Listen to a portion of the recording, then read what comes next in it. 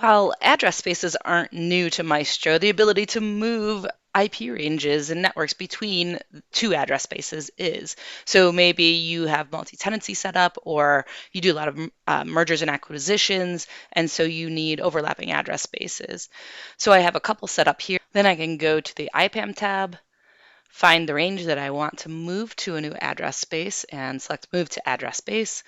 Select the address space to move it to, and click Confirm.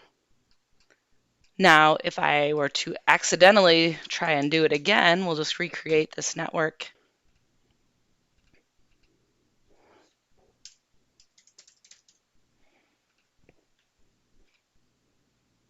If I were to try and move it again, I would get an error like the following. And then, of course, click No, because I don't want to double up in the same address space. That's all I have for today. Thanks for watching.